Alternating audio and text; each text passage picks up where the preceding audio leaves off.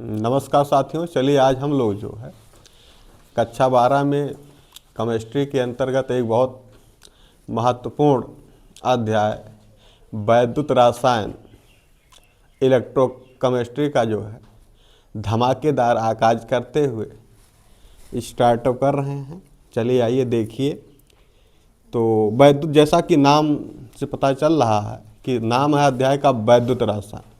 तो वैद्युत रसायन का परिभाषा क्या है? तो वैद्युत रसायन किसे कहते हैं या वैद्युत रसायन से आप क्या समझ रहे हैं? तो आपसे अगर कोई पूछे कि बताइए वैद्युत रसायन क्या है, तो आप क्या कह सकते हैं? कि ये रसायन विज्ञान की ऐसी शाखा है, यह रसायन विज्ञान की ऐसी शाखा है जिसमें क्या किया जाता है, जिसमें रासायनिक ऊर्जा का रूपांतरण या परिवर्तन किसमें होता है? वैद्युत ऊर्जा में। और वैद्युत ऊर्जा का रूपांतरण जो है किसमें होता है? रासायनिक ऊर्जा में किया जाता है।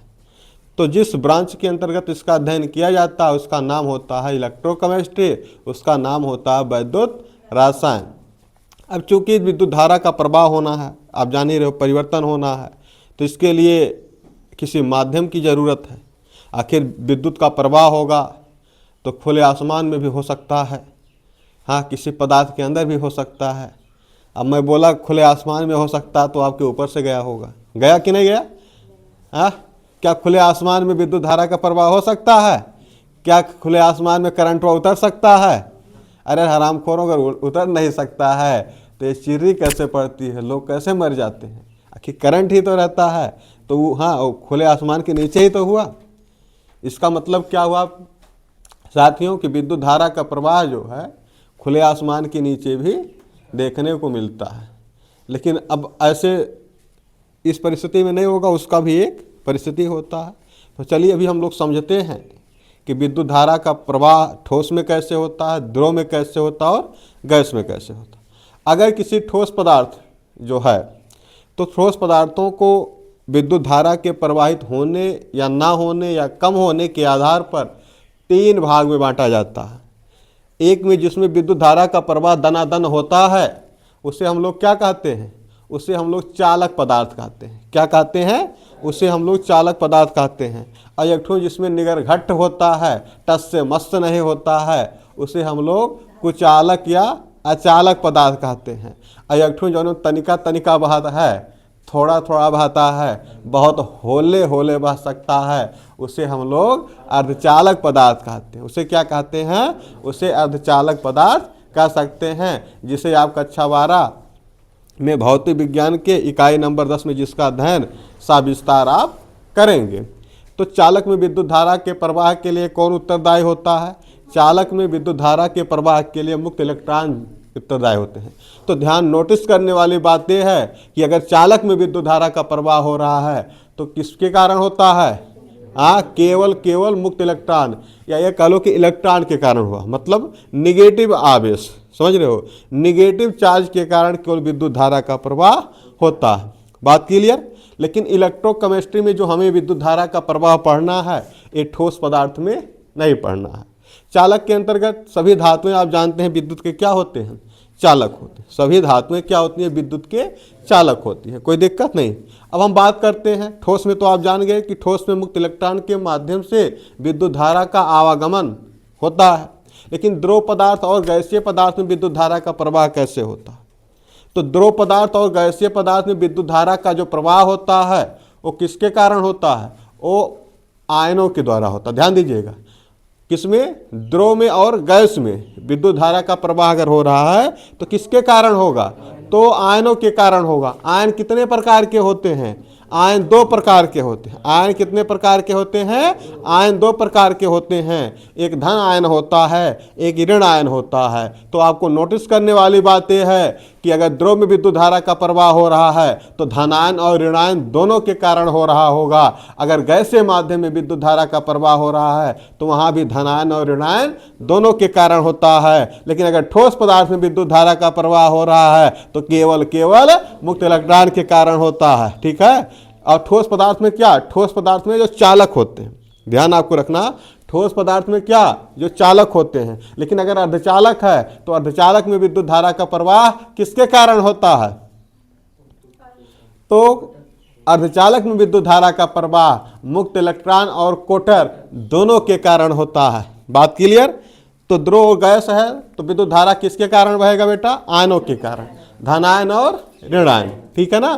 तो अब देखिए यहाँ मैंने लिखा चालक, तो चालक में मैं क्या बताया कि ऐसा पदार्थ जो क्या करता है, विद्युत धारा का चालन करता है। हाँ, विद्युत धारा का चालन करता है। चालन करने का मतलब क्या है? चालन करने का मतलब कि धारा को प्रवाहित होने देता है। ठीक है, तो उसे हम क्या कहते हैं? वो चालक कहलाता है। ठीक है, चालक कितने प्रकार का होता है? तो चालक आपने कहा दो प्रकार का होता है। एक धात्विक चालक, एक क्या है?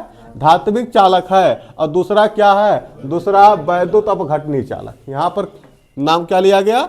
हाँ, एक धात्विक चालक और एक वैद्युत अपघटनी। धात्विक चालक मतलब क्या? सभी धातु। धात्विक चालक मतलब हाँ, तो आपने लिखा कि वह पदार्थ जिसमें विद्युत धारा का प्रवाह किसके कारण? मुक्त इलेक्ट्रॉनों के कारण होता है, वो क्या कहलाता है? तो धात्विक चालक कहलाता है। जैसे क्या? जैसे सभी धातु, जैसे सभी धातु में हो गए, जिसमें से आप मुख्य रूप से देखते हैं सबसे अच्छा चालक कौन सा पदार्थ है? ठोस पदार्थों में सबसे अच्छा चालक कौन सा पदार्थ है जिसमें विद्युत धारा का प्रवाह दनादन होता है, खटाखट होता है? बताइए कौन सा है? धमाकेदार होता है। वेरी गुड, चांदी है। क्या है? चांदी है। चांदी में विद्युत धारा का प्रवाह, अच्छा विद्युत धारा का प्रवाह आसानी से होता है, इसका मतलब क्या है कि कोई बीच में टांग लड़ाने वाला कम है, या है लेकिन कम मात्रा में है। लेकिन अदर पदार्थ में अगर आप देखते हैं तो टांग लड़ाने वाले लोग ज़्यादा होते हैं। तो टांग लड़ाने वाला का मतलब क्या है? प्रतिरोध ही है। आप जा रहे हो, कोई टांग ऐसे कर दिया तो क्या हो गया? तुम्हारे रास्ते में विघ्न उत्पन्न कर दिया, वही प्रतिरोध है। वही क्या है? वही जो है बेटा प्रतिरोध है। तो हमारा जो यहाँ पर टॉपिक है वो धात्विक चालक तो है नहीं। यहाँ हम लोग को धात्विक चालक में नहीं पढ़ना है। धात्विक चालक में विद्युत धारा का प्रवाह आपको फिजिक्स में पढ़ाया जाएगा। यहाँ आपको किस में पढ़ना है? इसमें यहाँ पर आपको वैद्युत अपघटनी चालक में पढ़ना है। किस में पढ़ना है? वैद्युत अपघटनी चालक। तो ये वैद्युत अपघटनी चालक क्या होता है? तो आपने लिखा कि इसमें विद्युत धारा का प्रवाह मुक्त आयनों के कारण होता है। माने जिस पदार्थ में विद्युत धारा का प्रवाह, जिस पदार्थ में विद्युत धारा का प्रवाह किसके कारण हो? मुक्त आयनों के द्वारा हो, उसे आप क्या कहेंगे? उसे आप जो है वैद्युत अपघटनी चालक कहेंगे। उसे आप क्या कहेंगे? उसे आप वैद्युत अपघटनी चालक कहेंगे। कोई प्रॉब्लम नहीं। अब वैद्युत अपघटनी चालक क्या हो गया? जैसे पानी लियो, उसमें नोन उड़ेल दो। क्या लीजिए? पानी लीजिए और उसमें नमक को क्या कीजिए? उड़ेल दीजिए। तो ये नमक क्या है भाई? इस नमक को बोलते हैं वैद्युत अपघट्य पदार्थ। क्या बोलते हैं? हाँ, नमक को क्या बोलेंगे? वैद्युत अपघट्य पदार्थ। क्योंकि जब नमक को आप पानी में उड़ेल देते हैं, जब नमक को आप पानी में उड़ेल देते हैं तो क्या होता है? जो आपका नमक का सूत्र क्या होता है? NaCl। क्या होता है? नमक का सूत्र होता है भैया NaCl। और ये जब टूटता है तो क्या होता है? यह Na+ और Cl- में टूट जाता है। तो विपरीत प्रकार के आयनों में क्या हो गया? टूट गया। तो जब विद्युत धारा का प्रवाह होता है तो किसके कारण? Na+ और Cl- के कारण होता है। ठीक है, तो NaCl क्या हो गया? एक वैद्युत अपघट्य पदार्थ हो गया। और जो है जिसमें मान लो वैद्युत अपघट्य पदार्थ है उसे वैद्युत अपघटनी, चाहे चालक कह लो चाहे विलयन कह लो। हमने आपको बताया ही कि ये विलयन ही होते हैं, क्योंकि ये द्रव या फिर वो कैसे होंगे? गैसीय अवस्था में होंगे। कैसे अवस्था में होंगे? द्रव अवस्था में होंगे या फिर गैसीय अवस्था में होंगे। तभी जो है जाकर के आयन के कारण विद्युत धारा का प्रवाह होगा। तो आपने लिखा कि वैद्युत अपघटनी जो पदार्थ है ये भी कितने प्रकार के हैं? दो प्रकार के होते हैं। कितने प्रकार के होते हैं? इंसान कितने प्रकार के होते हैं? वो भी दो प्रकार के होते हैं। एक अच्छे इंसान होते हैं, एक बुरे इंसान होते हैं। उसी प्रकार वैद्युत अपघटनी पदार्थ भी कितने प्रकार के होते हैं? तो दो प्रकार के होते हैं। कौन कौन से? एक अच्छा प्रकार और एक बैड प्रकार। अच्छा प्रकार मतलब अच्छा किसे कहेंगे आप? एक अच्छा इंसान कौन सा? जो हमारी बात समझ जाओ। क्या बात है? जो हमारी बात समझ जाओ अच्छा है। अरे हरामखोर, तू चाहता है कि हम चोरी करें तेरे लिए? हाँ, अगर हम चोरी ना करें तो हम अच्छा नहीं हैं? ये तो वही है, स्वार्थ लाग करे सब प्रीति। ये तो बात वही हुई ना।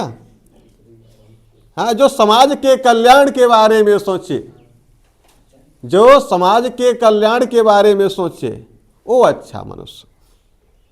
जो समाज के हित के बारे में सोचे वो अच्छा मनुष्य है, ना कि जो समाज के अनहित के बारे में सोचे, तुम्हारा लाभ करवा दे, समाज का हानि करवा दे, तो तुम बोलोगे कि नहीं भैया तुम तो बहुत अच्छे हो। फिलहाल समाज इसी डायरेक्शन में जा रहा है। तो चलिए मुद्दे की बात करते हैं कि वैद्युत अपघट्ट जो पदार्थ है वो दो प्रकार का कैसे हुआ भैया। एक हुआ प्रबल वैद्युत अपघट्ट और एक हुआ दुर्बल वैद्युत अपघट्ट। एक हुआ प्रबल वैद्युत अपघट्ट और दूसरा हुआ दुर्बल वैद्युत अपघट्ट। तो भैया ये प्रबल वैद्युत अपघट्ट पदार्थ क्या होता है? तो प्रबल वैद्युत अपघट्ट पदार्थ उसको बोलता है कि जेका अगर क्या करो, हाँ, जिसमें विद्युत धारा का प्रवाह किया जाए, या जिसको मान लीजिए आप जल में घोल रहे हो या किसी जगह उसको घोल रहे हो, तो पूर्ण रूप से कंप्लीट क्या हो जाए, आयन में टूट जाए। मैंने जितना के जितना आपने डाला सबके सब किस में कन्वर्ट हो जाए, आयन में कन्वर्ट हो जाए। तो अगर ऐसा पदार्थ है जो पूर्ण रूप से आयनित होता, जो कैसा आयनित होता हो, पूर्ण रूप से आयनित होता हो, उसे हम क्या कहते हैं? हाँ, उसे हम लोग प्रबल वैद्युत अपघट्ट पदार्थ कहते हैं। और अगर इसका उल्टा हो जाता है, उल्टा क्या है भाई? हाँ, पूर्ण रूप से आयनित ना हो, हल्का फुल्का आयनित हो जाए, तो ऐसे को क्या बोलते हैं? दुर्बल वैद्युत अपघट्ट पदार्थ बोलते हैं। ऐसे को क्या बोलेंगे? ऐसे को दुर्बल वैद्युत अपघट्ट पदार्थ बोलेंगे। प्रबल वैद्युत अपघट्ट पदार्थ का उदाहरण क्या है? अब आपके दिमाग में आएगा आखिर भाई ऐसा कौन सा पदार्थ है जो क्या है, जो प्रबल वैद्युत अपघट्ट पदार्थ है? ऐसा कौन सा पदार्थ है जो दुर्बल वैद्युत अपघट्ट पदार्थ है? तो जो पूर्ण आयनित भयो वो प्रबल वैद्युत अपघट्ट पदार्थ है, जो जो कम आयनित भयो वो दुर्बल वैद्युत अपघट्ट पदार्थ है। तो पूर्ण में कौन हो गया?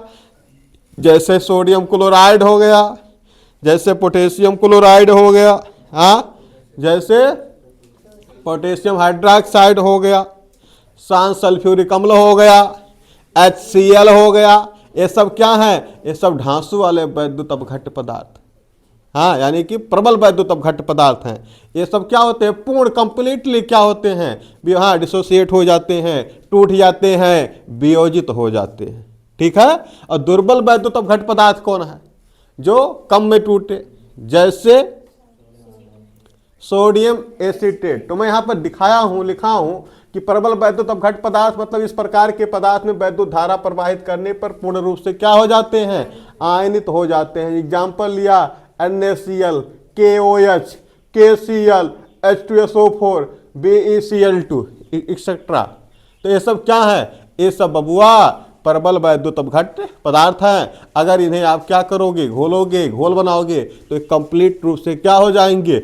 आयनित हो जाते हैं। लेकिन कुछ ऐसे भी हैं जो इसके उल्टा होते हैं, यानी दुर्बल वैद्युत अपघट्ट पदार्थ, कि इस प्रकार के वैद्युत अपघट्ट पदार्थ में वैद्युत धारा प्रवाहित करने पर पूर्ण रूप से आयनित नहीं होते हैं। हाँ, नहीं होते हैं। क्या कहलाते हैं? दुर्बल वैद्युत अपघट्ट पदार्थ हो गए। एग्जाम्पल क्या है? सोडियम एसीटेट क्या हो गया? हाँ, ये क्या है? अमोनियम हाइड्रोक्साइड, हाँ, हाइड्रोजन साइनाइड और एसिटिक अम्ल। ठीक है। ये सब कैसे हैं? ये सब बबुआ दुर्बल वैद्युत अपघट्ट पदार्थ है। ठीक है। तो सब, हाँ, आपको प्रबल वैद्युत अपघट्ट पदार्थ क्या है, दुर्बल वैद्युत अपघट्ट पदार्थ है, शायद आपको दोनों बातें समझ में आ गए। हमारे लिए अच्छा कौन है? दुर्बल वैद्युत अपघट्ट पदार्थ अच्छा है कि प्रबल वाला? प्रबल वाला, क्योंकि हमको दगादग धारा का प्रवाह करना है। और धारा के कारण प्रवाहित होगा? आयनों के कारण प्रवाहित होगा। तो जब ज्यादा आयन होंगे बबुआ तो करंटवा हैवी वोल्टेज के निकले। और आजकल सबको हैवी वोल्टेज चाहिए, फ्रिज, हाँ, फ्रिज चलाना है, AC चलाना, फलाना चलाना, ढकनवा चलाना है। दुर्बल वैद्युत अपघट्ट से क्या होने वाला है? वैसे बैटरी से काम नहीं चलने वाला है। ठीक है। चलिए अब बात कर लेते हैं भाई, जहाँ धारा बहेगा, जहाँ तुम पढ़ाई करोगे, पढ़ाई करना क्या है? एक धारा ही तो है। धारा क्या है? जो चल रहा हो, जो दग दग दग दग चल रहा हो, वही धारा है। हाँ, तो भाई जो तुम पढ़ रहे हो तो तुम्हारा मित्र तुम्हारा टांग खींचने के लिए आएगा, चल भैया चल समोसा खाने चलना है, तो वहाँ प्रतिरोध उत्पन्न होगा। क्या उत्पन्न होगा भैया? प्रतिरोध। तो जहाँ धारा वहीं प्रतिरोध, जहाँ सुख बगल में दुख। हाँ, तो प्रतिरोध कहा भाई। तो जो तेरे काम में क्या करे, कोई टांग लड़ा रहा हो तो तेरे लिए किसका काम करेगा भाई? वो प्रतिरोध का कार्य करेगा। किसका काम करेगा? वो प्रतिरोध का काम करेगा। लेकिन यहाँ पर अगर बात किया जाए तो आप बोल सकते हैं कि भाई प्रतिरोध क्या है, रेजिस्टेंस क्या है, तो आप क्या कह सकते हैं? तो आप कह देना कि वैद्युत अपघट्ट के पदार्थ द्वारा वैद्युत धारा के मार्ग में उत्पन्न किए गए व्यवधान को, उत्पन्न किए गए अवरोध को, लगाए गए टांग को क्या कहते हैं? प्रतिरोध कहते हैं। क्या कहते हैं? प्रतिरोध कहते हैं। और प्रतिरोध का मात्रक क्या होता है? तो बोल देना, प्रतिरोध का मात्रक ओम होता है। हाँ हाँ, क्या होता है? प्रतिरोध का मात्रक बबुआ ओम होता है। तो हम लिखे होंगे कि वह कारक जो वैद्युत धारा के मार्ग में व्यवधान उत्पन्न करता है, अवरोध उत्पन्न करता है, क्या कहलाता है? प्रतिरोध कहलाता है। ए को कैपिटल आर से प्रदर्शित करते हैं और इसका मात्रक ओम होता है। क्या होता है? तेज बोलो। ओम होता है। चलो इसी के बहाने कम से कम आपने ओम शब्द का जाप भी तो कर लिया। चलिए, इसका मान निम्न कारकों पर निर्भर करता है। प्रतिरोध का मान निम्न कारकों पर निर्भर करता है। ये very very very very most important है। हाँ, कि प्रतिरोध का मान किन कारकों पर निर्भर करता है। ये केमिस्ट्री के उद्देश्य से भी महत्वपूर्ण है, ये फिजिक्स के उद्देश्य से भी महत्वपूर्ण है। वेरी वेरी इंपॉर्टेंट 2027 के लिए है। 28 में अगर पेपर देना होगा बस देखना, क्योंकि 28 में नहीं 27 में ही आने वाला है। ठीक है, तो मुख्य रूप से भैया 3 कारण होते हैं। कितने कारण होते हैं? 3 कारण है, या कह लो कि 3 कारकों पर निर्भर करता है। कौने कौने के बीच में? अब बैटरी है, चूंकि ये क्या है, हाँ, ये जो वैद्युत घट पदार्थ है बैटरी में ही तो भरा हुआ है। जो लिक्विड भरा होता है भैया वही होता है। तो क्या होता है? ये जो दोनों प्लेटवा होता है, दोनों प्लेटवा के बीच की दूरी पर निर्भर करता है। ठीक है, प्रतिरोध किस पर निर्भर करता है? जो दोनों प्लेट होते हैं, दोनों प्लेटों के बीच की दूरी पर निर्भर करता है। जो इलेक्ट्रोड जो इलेक्ट्रोड क्या होते हैं? वो विलयन में डुबाए जाते हैं, जिन्हें आप क्या कहते हैं? प्लेट भी कह सकते हैं, इलेक्ट्रोड भी कहते हैं। वो घोल में डूबे हुए जो भाग होते हैं वो करे के क्षेत्रफलवा पर निर्भर करता है। ठीक है, और जो आपका वैद्युत अपघट्ट पदार्थ का जो विलयन है उसके सांद्रता पर आप कह सकते हैं कि निर्भर करता है। बात समझा रहा? तो कितने हो गए? 3 हो गए। ठीक है, तो आपने क्या कहा कि प्लेटों के बीच की दूरी पर, घोल में डूबे प्लेटों के क्षेत्रफल पर और घोल की सांद्रता पर या कैरेक्टर पर जो है क्या करता है? निर्भर करता है। तो अब बीच की दूरी को मैं मान लिया यल, माना कि ये प्लेटवा के बीच की दूरी है, तो इसके लंबाई को मैंने मान लिया स्मॉल यल। और जो इलेक्ट्रोड घोल में डूबा हुआ है उस भाग का कुछ ना कुछ क्षेत्रफल होगा, मैंने उसको माना कि भैया तू ए हो। तो निर्भर करना 2 प्रकार से होता है। निर्भर करना भी, एक बढ़ने पे बढ़ जाना, एक बढ़ने पे घट जाना। हाँ, आपके समाज में 2 प्रकार के शुभचिंतक होते हैं। एक आपके सुख से सुखी होता है तो एक आपके दुख से सुखी होता है।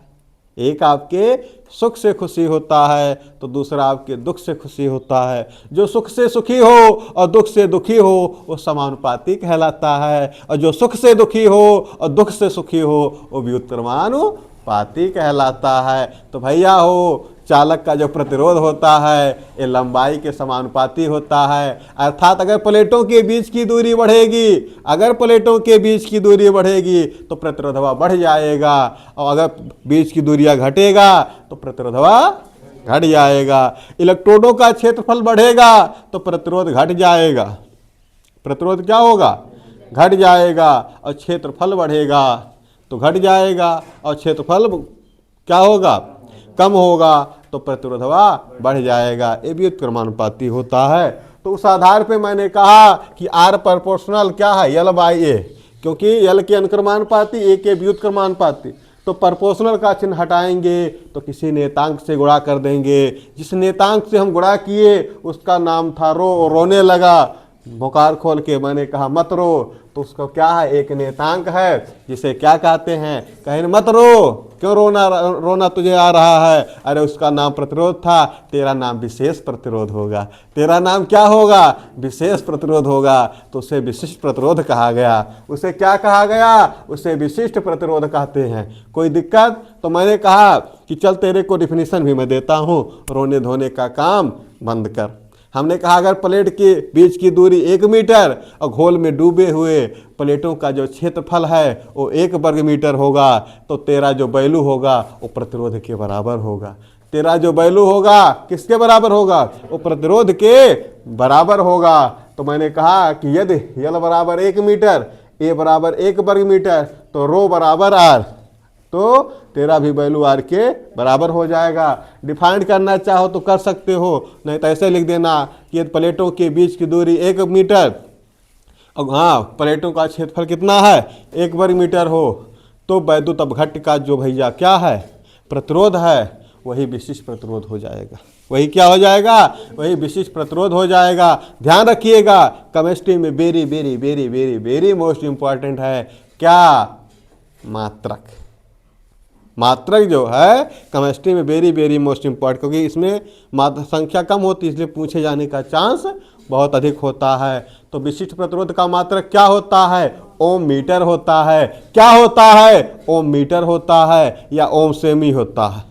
क्या होता है, ओम मीटर या ओम सेमी होता है। यहाँ आपके बोर्ड पे कहीं ना कहीं लिखाया गया होगा, दिखाया गया होगा। तो मैंने लिख दिया कि स्पष्ट प्लेटों के बीच की दूरी 1 मीटर और घोल में डूबे प्लेट का क्षेत्रफल क्या हो भैया 1 वर्ग मीटर हो, तो वैद्युत अपघटनी विलयन का प्रतिरोध क्या होगा, विशिष्ट प्रतिरोध के बराबर होता है। और विशिष्ट प्रतिरोध का जो मात्रक है ओम मीटर में 1 लिखा हूं, लेकिन दूसरा आप ओम सेमी भी जानिए।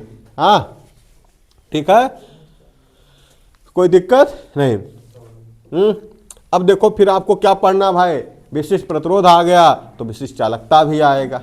विशिष्ट क्या आएगा, चालकता। तो विशिष्ट चालक एक है चालकता, एक है प्रतिरोध। तो चालकता और प्रतिरोध दूसरे के एंटी पार्टी है, दोनों क्या है दूसरे के एंटी पार्टी है। मतलब विशिष्ट प्रतिरोध बढ़ेगा तो विशिष्ट चालकता घटेगा, विशिष्ट चालकता घटेगा तो विशिष्ट प्रतिरोध बढ़ेगा, विशिष्ट प्रतिरोध घटेगा तो विशिष्ट चालकता क्या होगा, बढ़ेगा। तो यानी क्या कह सकते हो, आप कह सकते हैं कि किसी वैद्युत अपघट्य विलयन का जो विशिष्ट चालकता होता है वो विशिष्ट प्रतिरोध के प्रतिलोम के बराबर होता है।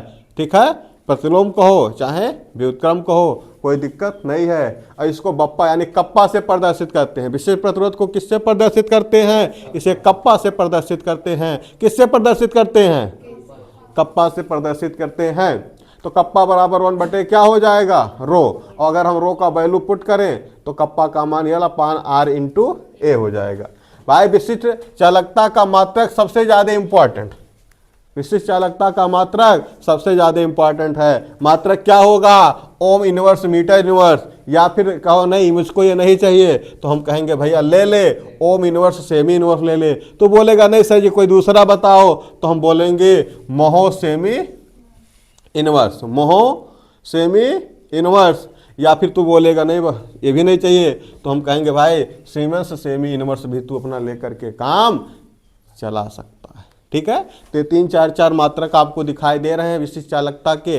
इसमें से जो इच्छा आपका हो उसे सेलेक्ट कर लेना, वैसे सबको सेलेक्ट कर लेना, का पता कौन सा मात्रक ऑब्जेक्ट के रूप में पहुंच जाए जिस पे आपको टिक करना हो। टिक लगाना है तो आपको मात्रक तो ज़्यादा होना चाहिए, तुक्का लगाने से ज़िंदगी नहीं संवरती है।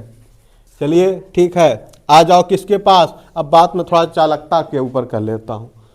ठीक है, तो चालकता क्या, प्रतिरोध का उल्टा चालकता हो जाएगा।